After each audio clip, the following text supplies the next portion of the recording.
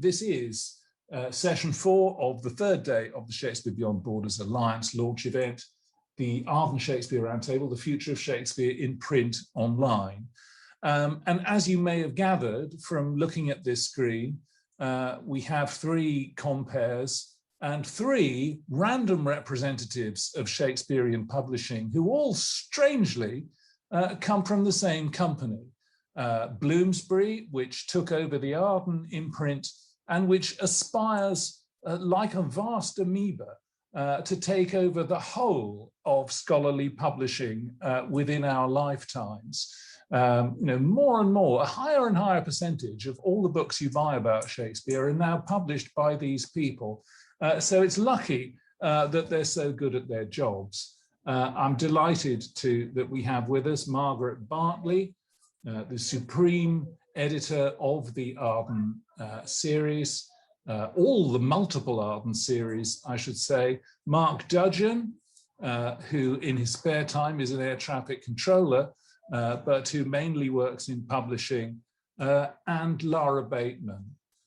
We are talking in terms, since so much of this conference has been about access and been about going beyond borders, reaching new constituencies on equal terms, it seemed important that at some stage in the conference, we should sort of go back to where it all began, since so much of the work that Shakespeare does in the world, in all the different contexts we've been hearing from the last 3 days, begins with Hemming and Condell making sure that as many of the plays as possible got into print and were put out there, circulated, sold, exchanged, reprinted, restaged, beginning from the cutting edge textual technology of the time, the folio. Things obviously have changed in all sorts of ways since then, and Shakespearean publishers have had to move with the times in numerous different and interesting directions. And so I want to kick this discussion off by asking Margaret whether anything of what the Arden series are currently doing, and you keep on producing these extraordinary and very lavishly annotated scholarly editions of the complete works, has Arden been consciously thinking about extending the reach of printed or published Shakespeare to readerships that the first series of Ardens didn't reach? Yes, of course. And I mean, the first series, of course, was launched in, I think, 1898 or something like that. So I think in my time in Arden, which is worryingly long because it's coming up to 20 years, there has been a difference. I mean, I think one of the biggest shifts, I'm talking here about the publishing of the plays rather than the critical books that we publish, the books about the plays and poems. But the plays and poems, the texts themselves, I'd say that in my time in Arden, we've become less UK than UK-US oriented. In other words, I think like the rest of the world in any kind of business, we're much more global in our reach and our readership. And I think the biggest change that's coming with, as many of you will know, the third series of plays was finally completed a year or so ago, and we're now busy commissioning and planning the Arden fourth series. And I think the big difference there will be in who edits the plays and poems and who they're editing for, more importantly, and the kind of voices and views and experiences that editing will take account of. I think the change in the dominance, if you like, of the Anglo-American academy and editing is one of the changes. I think another, obviously, there's also been a real change in textual theory during the lifetime of the Arden third series, and so the last few decades, which is also having an impact, of course, in how the texts present, how they're viewed, and how they're presented to readers. But I think one thing that hasn't really changed for publishing Shakespeare texts, it's very true of the Arden, and it's no doubt true of other of our competing editions from Oxford and Cambridge and the like, is that the reader tends to take what they're given as the truth. This is Hamlet. So, and a student reader might not necessarily realise that the Hamlet they're having in their hands from the Arden Shakespeare might be quite different from the Hamlet that their next door neighbour has, because they have an Oxford edition or a Penguin or whatever it might be. And so that's had a big impact, and it's going to continue to have an impact. I think all of our publishing, be it play texts, poems, be it books about, ultimately reflects back the work of scholars and teachers and practitioners. So the way Shakespeare changes in the world changes what we publish. And what's interesting to think about, I think, is how what we publish might change how Shakespeare is in the world. I think that's an interesting point. And I'm not sure that historically publishers have thought so much about that. And maybe academics haven't either, I don't know. But that's something that I find quite interesting to think about, the relationship between us, if you like, the publishers on this panel, and the scholars and teachers. Has Arden, this is just a quick follow-up question, since it came up during the last panel. Has Arden ever threatened to publish Shakespeare in translation and go head-to-head with Livre de Poche or any of the publishers in other language areas? Not that I'm aware of. Every sort of several years or so, there's seems to be an internal debate about whether we should go into a school's edition of Shakespeare or not. And I always argue that we shouldn't. I don't think so. I think it's to do with about the practicalities of the publishing industry more than anything else. In that how we don't have the sales channels, the reach into those domestic market. We sell into Europe or whatever in English, our English language editions. So it's not something that we felt was necessary. We would sell the rights to someone. We have sold the rights in Arden editions on occasion to foreign language publishers, but. Yeah, and there are other quite large language communities within Britain and America, other than Anglophone ones, which you might flirt with sometime. I don't know. We might know. It's a very interesting point. It's just not. It's so deep rooted. I think. I don't know if Mark or Laura disagree, but it's so deep rooted in the publishing kind of architecture, if you like, of the industry that you publish in you give someone else the rights to publish in different language. But it's a really interesting thought. Really interesting. Spanish is about to be in a majority in the States. Well, exactly. Yeah.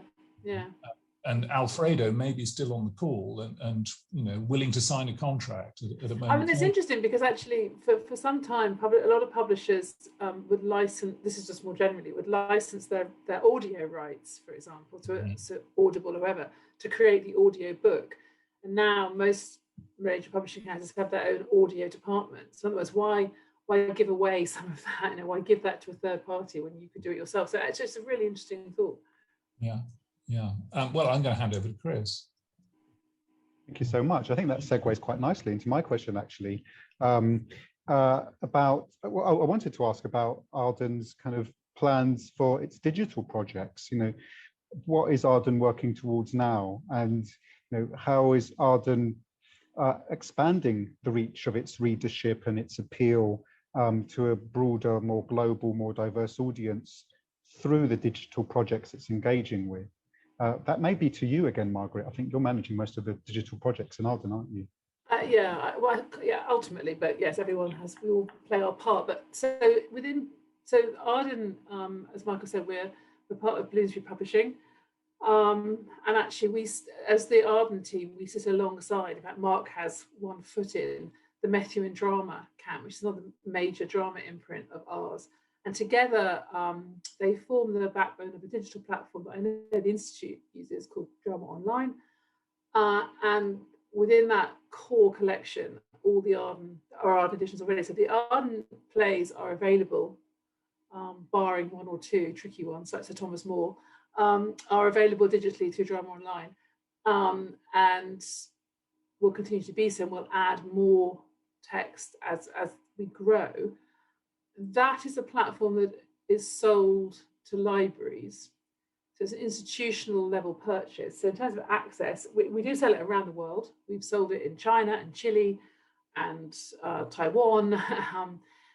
So we do sell it, and students at a subscribing or purchasing institution will have access to the content. So that's where we're at now.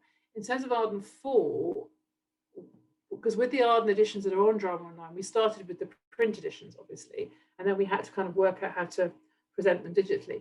With Arden 4, we had the opportunity to think a bit more, to plan a more born digital edition, so that we can think about what a digital environment allows you to do that the printed page doesn't. But what's interesting, what we're still kind of partly thinking through, if I'm honest, is what we know from talking to our authors, but actually working with students and student focus groups, is that most students of Shakespeare, when they are engaging with a play and really want to read and study it, they actually want to hold it in their hands. So they might use a digital edition to check a reference, to read a quick scene, to find a quote, whatever. But when they really when they're really studying the play, they tend to still want the book, printed book. And so it's a hybrid kind of, just in the same way that I think your teaching is going to be hybrid forever now, increasingly. I think that the experience of the student in particular is a hybrid one. And they will want a mixture of print, and working out how those different renderings of fundamentally the same content work is one of the things that we're sort of wrestling with and thinking through, and talking to librarians and scholars, and also most importantly perhaps ultimately the student, who's the sort of bedrock user.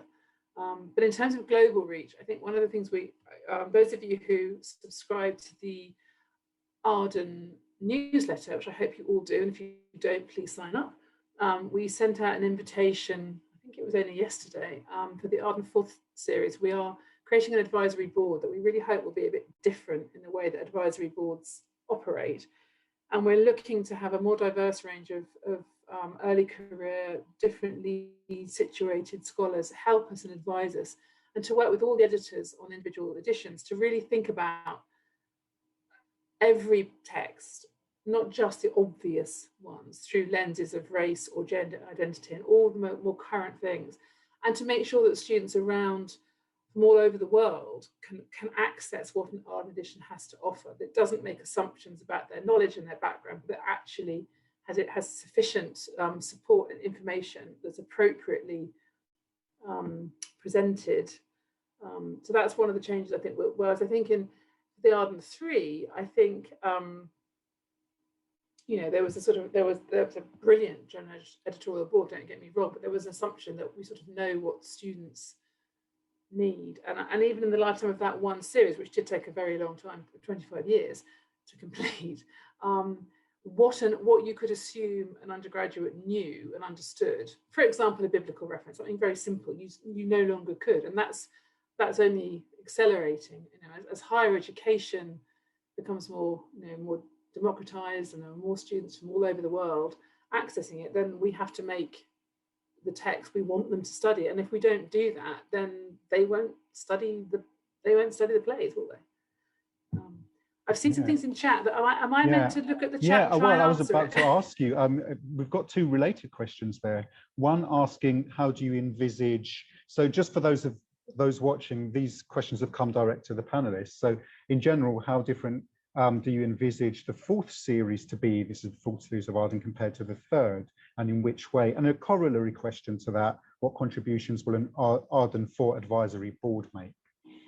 So the key difference, I think, between 3 and 4 will be the born digital element, in that we will be able to plan, as I say, and think more carefully about what. So, for example, the example I always give is a really obvious one, but we can add like visual commentary notes or audio commentary notes. So if it says trumpets flourish, we could have an appropriate flourish. The example I give lots of my colleagues in-house is that in the opening scenes of Othello, put money in my purse. There's a lot of pursing going on.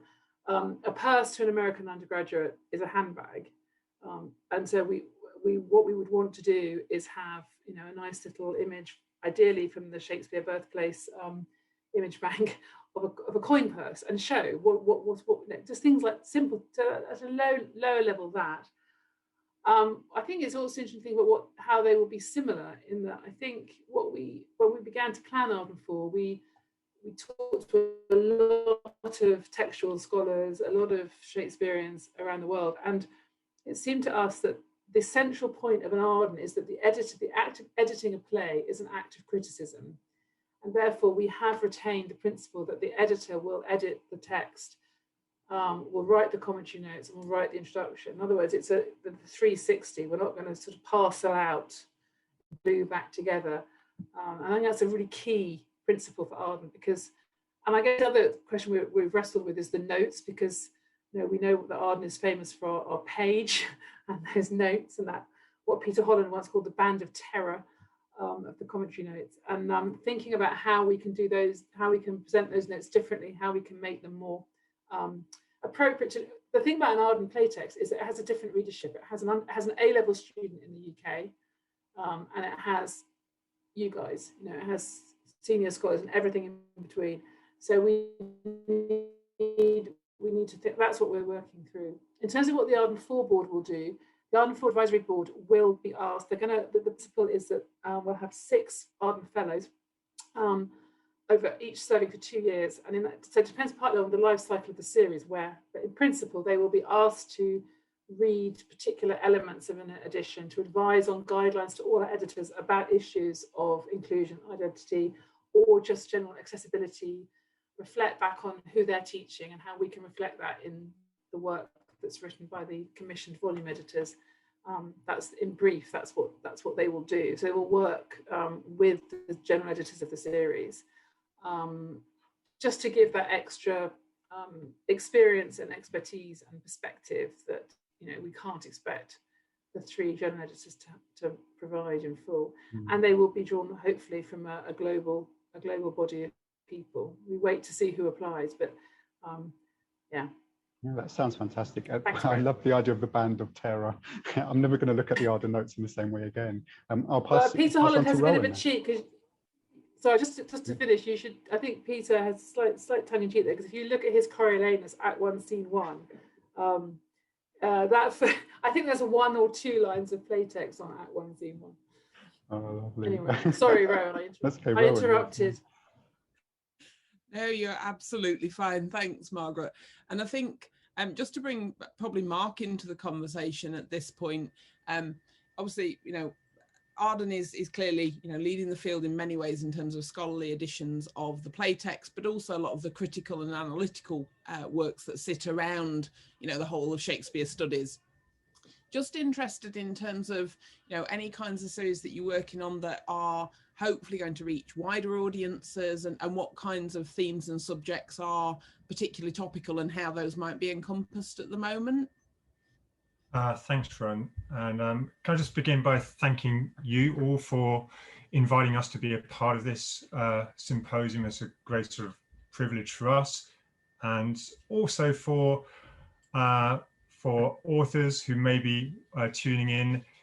We haven't seen many of you for a very long time, so I'm delighted that you're here, and we have an opportunity, hopefully, to confer later and work collaboratively together in the future. So one of the series which Rowan, you know quite a bit about, because your book is going to be the first book which has been contracted in this series. So I know this wasn't a setup for you at all, but it's the series which I'm particularly excited about is being edited by David Reuter and Matthew Chapman, and that's looking at Shakespeare and social justice.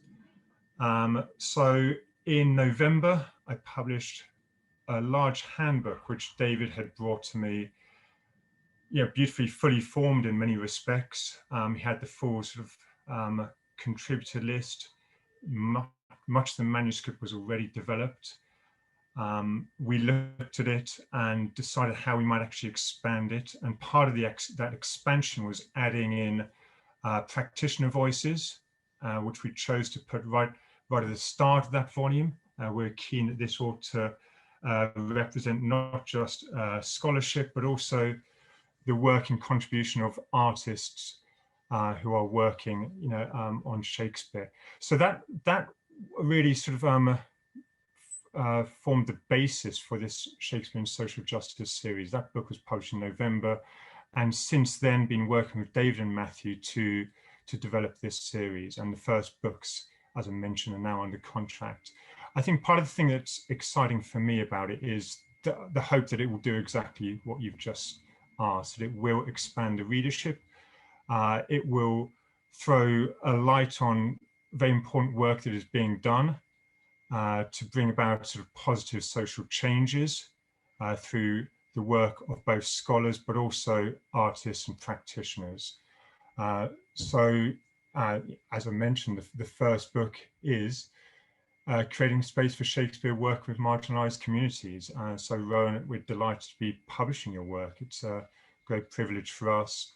And I hope that it'll be representative of many similar works that will be published in this series, which straddle sort of scholarship, but also practice at the chalk face or on the ground being done with all different sorts of communities. So partly as a result of meeting with people at the SAA conference back in April, and lots of virtual meetings of that, there seems to be a sort of a good through line now of proposals coming to that series. So I'm, have great hopes for that it is going to broaden our readership, and also just very importantly address issues which perhaps to date our list hasn't represented sufficiently, and there's a great opportunity, I think, for us to be doing that now, and it's key work.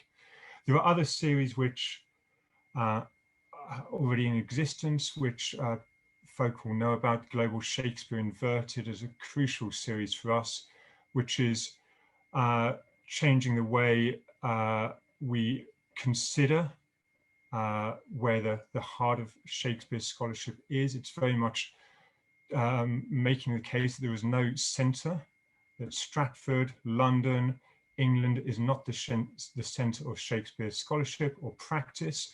It is a worldwide phenomenon. And in each region or territory, there will be different histories and practices that need exposing and being brought to the fore. So the Global Shakespeare Inverted series, edited by David Shawquick, Sylvia Bigliazzi and Beatrice Lee, is really key, I think, in doing that work as well. We've got a great range of titles throwing light on Nordic Shakespeare, for instance. That's one of the, we've got two titles coming out looking at Nordic Shakespeare in the 19th century and 20th century. One on the Global South by Sandra Young was the first volume in the series. A couple of titles bringing lots of voices from continental Europe. So part of the key, I think, for us is ensuring, as Margaret has mentioned already, that our author base is internationally diverse, and as diverse as scholarship ought to be on Shakespeare studies. There is, I'd argue there's no heart or locus to it. It's everywhere, and our list has to represent that and has to do that successfully. And when we had a strategic review meeting as a team back in November, and one of the key areas of focus on that was how do we diversify our author base from what's often been quite typically sort of UK and US to have much better representation. And that's a challenge for us. We're based in the UK, each of us as editors. We're reliant on good series editors. We're reliant on putting into place advisory boards, which are representative of that sort of international diversity as well. So that's been a sort of key goal and sort of part of our sort of mission over the last few months, really, is to aid that by putting these advisory boards in place that will help to diversify that readership, but also the author base as well.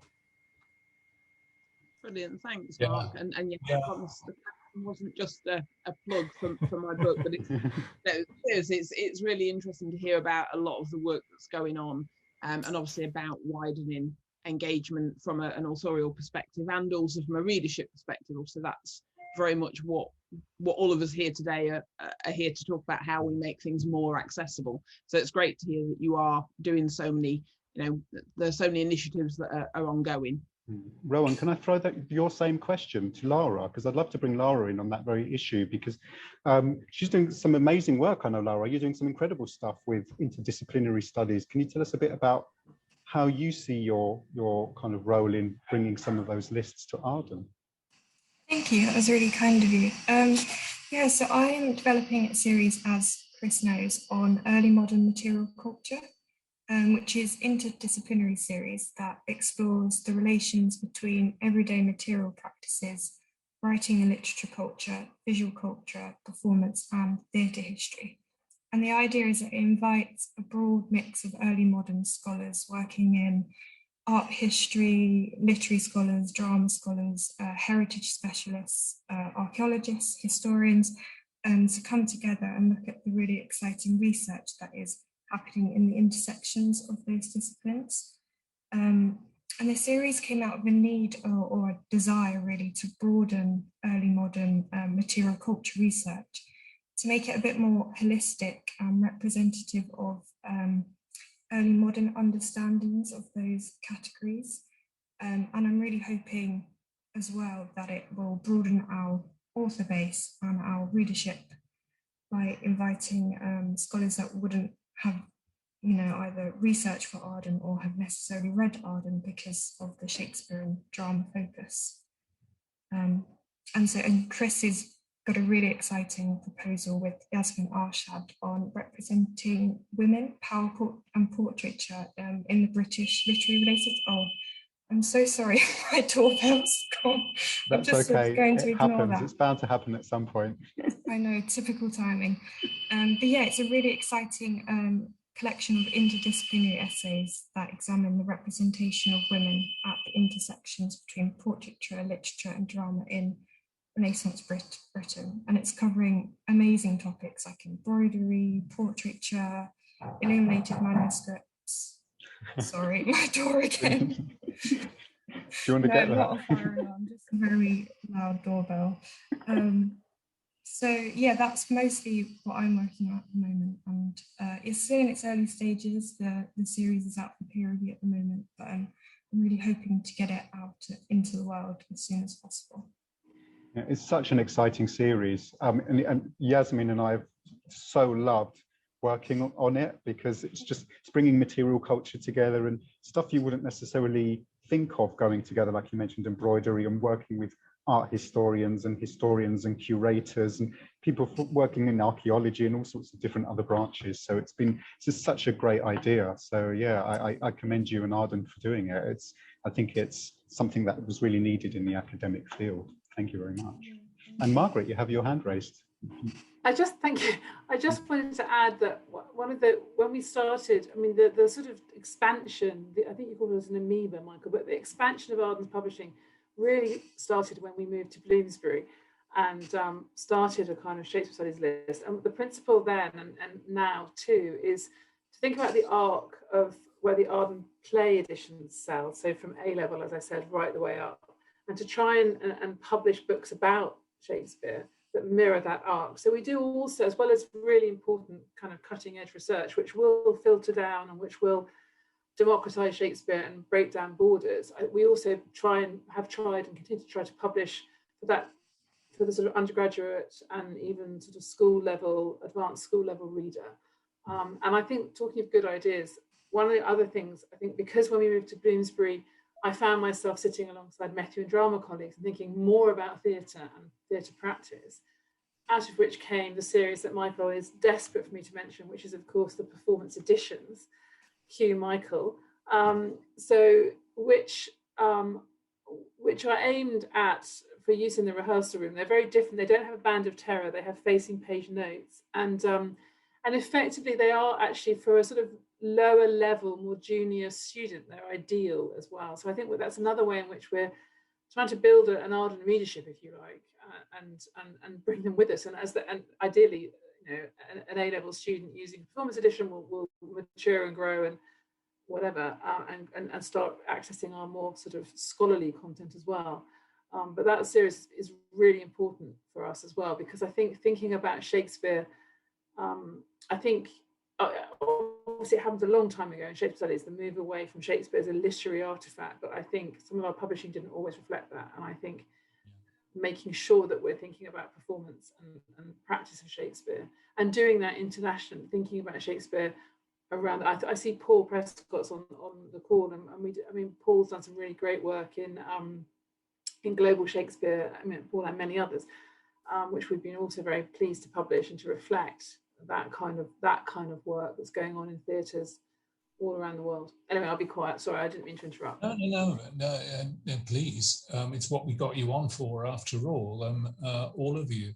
Yeah, I think it's the performance editions. I think have been a very interesting experiment, because they're actually designed to put Shakespeare into the hands of user groups of different kinds, and we haven't been able to predict which user groups would want them or need them or find them useful. I mean, the thing I like about them is that editors in this series are very strictly instructed not to tell readers what the play means. They gloss unfamiliar vocabulary, but there's no introduction saying this play is all about X, or the consensus of recent critical views is that the really important scene is this. It's just, look, this is what the difficult words mean. This is how the verse might work, which will make you better able to speak it comprehensively. You know, see what you want to do with it. They're really designed to break down the idea of the rehearsal room as somewhere where there's a bunch of ignorant actors and a director who's been to Cambridge and who's going to tell them what to do on the grounds that he's the only person who understands the text. But what we've found is that actually schools like using these, and so do translators, that they've been ordered in surprising quantities in non-Anglophone countries, because, you know, it's a reliable, good text, and it just glosses the unfamiliar vocabulary and the mythological references. It's the kind of working kit of a Shakespeare play. So, yeah, and the Gallowfield players use them. You couldn't have a better endorsement than that. It's, you know, Shakespeare has always been on disciplinary boundaries. I mean, at the time of Shakespeare's lifetime, people didn't know whether it was high culture or popular culture, or whether you should take it seriously or not, whether you should publish it in folio or not. He's always been struggled over between literature people and philosophy people and history people and drama people. Are there, and so it's fascinating to hear the ways in which Arden is developing series that are designed to, you know, bring different perspectives to bear and you know, put a particular kind of literary Shakespeare studies into uncomfortable places among bodies of knowledge that they don't share. Where they don't know things. Are there other user groups for Shakespeare that you think Arden isn't reaching at the moment, or that the Shakespeare publishing industry as a whole isn't reaching at the moment? Lara, now you've received that vital delivery, doubtless of a lot of proof copies of something. Do you wake up at night thinking about who the readers are, or the digital consumers are that you're just not getting to at the moment? I wouldn't say particular users, but as Mark was mentioning earlier, we had a strategic review sort of late last year, and as he was saying, one of the things we're really keen to do is to make sure we are reaching international markets, not just in terms of readers but authors. It's really important to bring new perspectives and voices into Shakespeare. So one of the things I'm doing is looking at ways we could partner with international centres of excellence, for example, which we've already done in the UK with the Shakespeare Institute. We've had a great success with. So I'm in the very early stages of researching that, but that's something I'm thinking about quite a lot. And for instance, I'm looking potentially to look at centres of excellence in Australia, for example. Because also I think we're also in Asia generally, we just really do all that. But it's an interesting question, Michael, because we there's a slight sort of, with Arden text, we know that theatre people buy our books, and they certainly buy the plays. So they, by theatre people, I don't mean as practitioners, I mean people who go to the theatre and who take their Shakespeare seriously. I'm not sure we're brilliant at reaching them with our other books, because obviously our basic publishing model is an academic one / educational. And when we do try and foray into something more tradey or more popular, we're not necessarily, sometimes we can do that and we're the right publisher, but sometimes we're not the right publisher. It's best to know that we're not, and we should perhaps at a different bit of Bloomsbury. I mean, Bloomsbury did a book about the murders in Shakespeare, but that came out of our trade division. It wasn't an Arden book, for example. But it's an interesting question, and it's also a question as a publisher is, should we worry about that, or actually are we fine as long as we're reaching the right people with the right content? But I think our sense of who our readership is changing and is growing, because all of it, in the same way that the Institute is teaching students from all around the world, in a way that it couldn't a generation ago. I think that's true of us as well. Yeah. Diana Henderson is pointing out that you've got Shakespeare in digital pedagogy, and yes. That there we are. That's going to get to somebody with a computer somewhere. Yeah, I do think there's a real need to make Shakespeare work in school. I mean, I don't know what's going on in UK school, but how do we keep Shakespeare relevant and live, and so that a whole generation isn't put off or doesn't see themselves reflected in Shakespeare? And that's been true for a long time anyway, but I think that's even more pressing now. Finding ways to do that seems to me to be really important.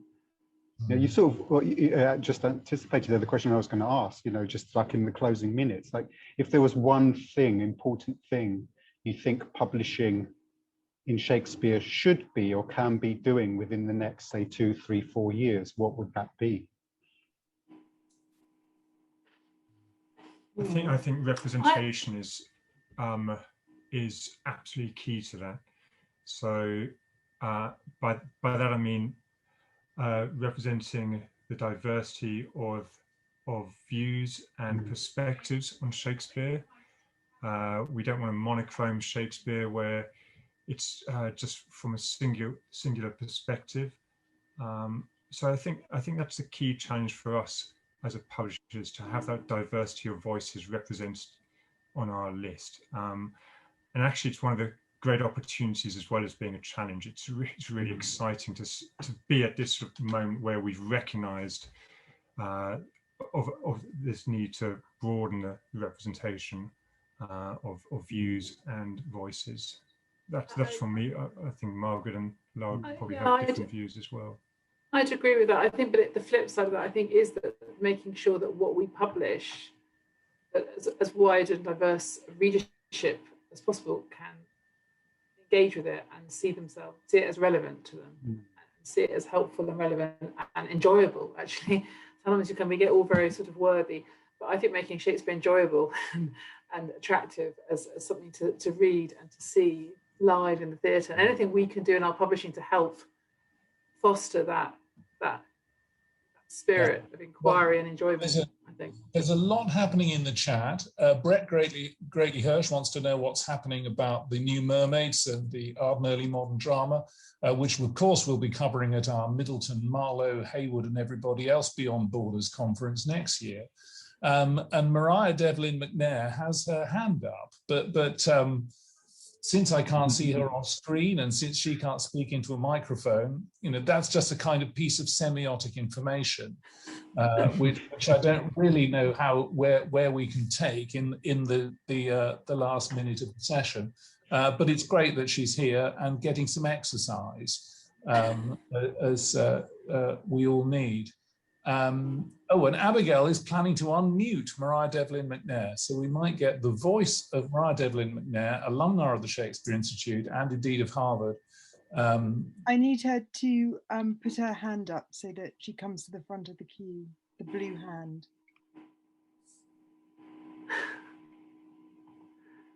Are you there, Maria? I mean, I am speaking from Marie Corelli's house. If you prefer to tap on the table. Hello, can you hear me? Yes. Yeah. How nice. Oh, hello. Thank you so much for calling on me. Thank you for this wonderful panel. I guess I wanted to, put in a word for the Band of Terror and ask whether you think there is a benefit to having different publishers specialize in sort of performing different functions, that there is a difference between one that's meant for an A-level student or one that's meant for, you know, a scholar working at a research university. Yes, thank you. I do, Maria. I think, yeah, we can't be all things to all men, but every publisher wants to sell every copy that they possibly can. That's our job, and I think, you know, we're a commercial publisher, so I think it's one of the sort of nice things and slight challenges of the Arden is where it sits, because it straddles in a way that I think some of our competitors don't. So Cambridge have the Cambridge schools and they have the Cambridge Shakespeare, and we don't quite do that. I think you're right, but I think also one of the things the digital platform allows you to do, of course, is for the user to be in control of what they do and don't see. So what level of annotation, that's really where we're working now with Arden 4, is thinking about, well, what level of annotation do certain of our readers want and need, and can they choose? Obviously print, you get what's on the page, you know, or at the back of the book, or wherever you put the textual notes, whatever. But digitally, there's more kind of autonomy that we can offer users. And I think that's could be where it's really interesting. So you could create an edition that actually can be more of all things to all readers than the print allows you to, which is quite exciting. That's wonderful to think about. Thank you. Yeah, great. Well, I think at this point, we can thank our experts in publishing, and do remember, other publishers are available. They're not as nice, though. No, true, and many of them aren't as articulate. So thank you so much. And at this point, I'm going to invite Mark, Lara, and Margaret, with some reluctance, to switch off their cameras, as those of us who are thank you so much still on the premises. Thank you for having us. Thank you so much. Cheers. Thank you for everything. Yes, and thanks to everyone for coming. Good. Yeah, and I hope it was a nice delivery for Lara.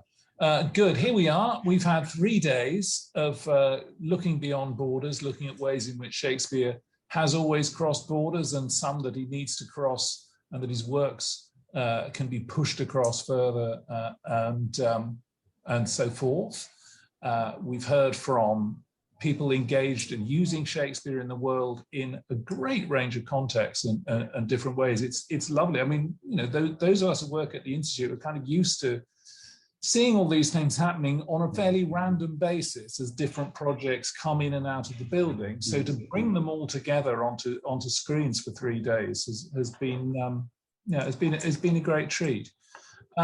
Chris, what's been most striking to you, and what are you most keen to take forwards? Yeah, there's so much. This has been such an incredible venture in so many ways, and thanks. I'm so grateful to everybody, our panelists, our guests, and all our attendees, everybody watching, for joining us in this kind of adventure that we're on together. And I hope this is just the beginning, and that it will flower into a genuinely co-owned, co-created and co-shared initiative with all of you watching. And I've got a few thoughts about this. You know, this has been a long time in the making. We've all been working on this for about 5 years, actually, making this happen. But it is an open-ended thing. This isn't finished yet. This is an open-ended thing, and we're working with you, those of you watching, to complete this journey with us and to continue on this journey with us. We also want to hear directly from you, those of you watching, those of you participating in this event. We want to hear from you what you see as the future of this alliance. How do you see it benefiting you and the communities you serve? What would you like us to do next? And naturally, we have ideas ourselves as to what we want to do, but that's not the point. The point is to make these decisions together with all of you. So we produced a short questionnaire. I have to mention the questionnaire.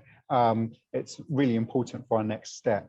So just after this event, you'll all be receiving a communication with a link to a questionnaire. We'll be really grateful if you could fill this in. It's just a few questions, and completing this is continuing to be part of something which we hope will bring communities together across all of those divides, national, social, disciplinary. And we want you to be as specific as you like about what you want to see from the Alliance. You know, be bold, be cheeky, be daring, go on, you know, you've got nothing to lose. And you may find gains you weren't expecting for yourselves, for the communities you are part of, or for the institutions you represent. And we appreciate any comments you have and any suggestions you want to make as we move forward into the future. And what we're going to do is we're going to collate your responses from the questionnaires with your comments on the chat and your questions and your thoughts. We're going to bring those all together. Then we're going to get back to you about our next steps together, what those are going to be.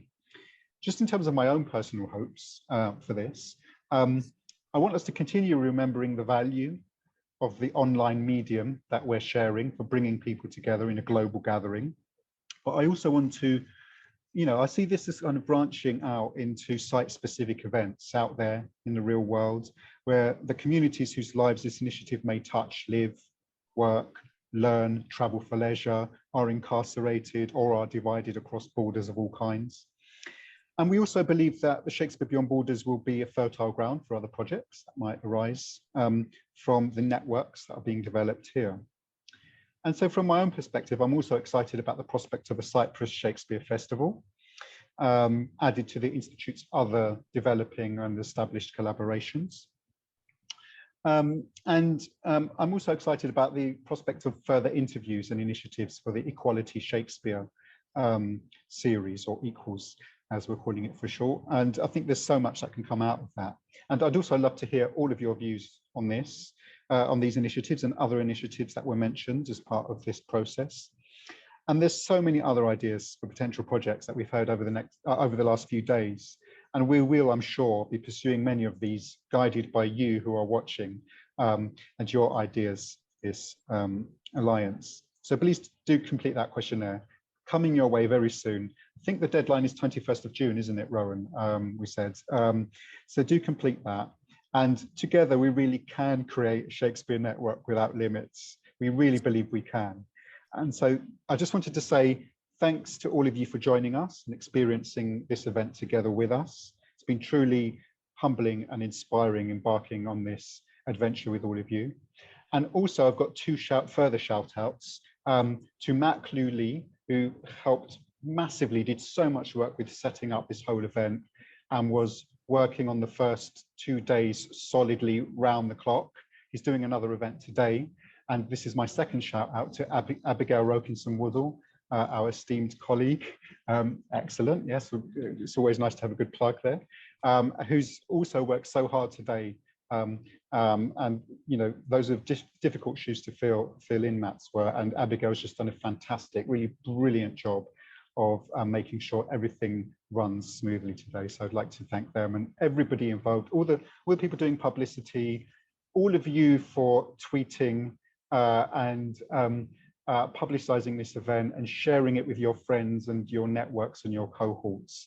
And so I really do feel we're creating something special together that will, I think, do a lot of good for a lot of people. And so I'm really, really proud and honored to be part of it and to be doing this with Michael and Rowan. As I said, we've been thinking about this and planning it and working on it for so many years now, and it's just amazing to see it come to fruition, to do that with all of you. So thank you very much indeed. Rowan, I'll pass on to you. Thanks. I think you've probably managed to say pretty much everything that I can think of to say, other than I am going to apologise because I have a very loudly snoring dog beside me, which was apparently she's very tired. It's been a very long conference and she needs a beauty sleep. But she would like to point out she believes that Shakespeare should be beyond borders, but just not right now. Now, I just want to echo the thanks. I think it's an event that kind of grew in stature and size when we realised that we were going to be online as opposed to in person. And I think we really, truly embraced that. And, you know, the fact that we've had people involved from right across the world is fantastic and really helped in order, you know, to widen that conversation beyond what we could possibly have hoped for. The best one in the world if we'd held it in Stratford or London or any other individual physical location. That being said, I think we do need a delegation to the Cyprus Shakespeare event. I think, I mean, to be fair, my work probably less. Yeah, I was going to say my work probably less so because I tend to work with marginalised communities and a lot of the time with people in prison. I don't think there's going to be a lot of people volunteering to have a trip there. But I think, you know, I believe they have prisons on Cyprus. You know, don't let that, you know, keep you out of the delegation. Oh no, I'm definitely up for that. But realistically, you know, it's been a far more diverse and more inclusive audience. The downside is, of course, we haven't been able to have those kind of coffee break conversations that we all enjoy so much, and that actually I think we're all looking forward to getting back to at some point when the world reopens. And I very much would hope that there will be incredible events in some form and face-to-face as we go forward with this. I know Chris talked about, you know, that his hope was this was just the beginning. I think it goes beyond a hope. I think we know the number of people that have engaged with this topic for the last 3 days, and let's be realistic, certainly in the UK, we've had beautiful sunny weather and people have spent so much time on Zoom, no matter where you are in the world for the last 16 months. The fact that you found it important enough to be here and to be part of that and to share thoughts and questions and suggestions shows that this needs to happen, and it needs to happen now.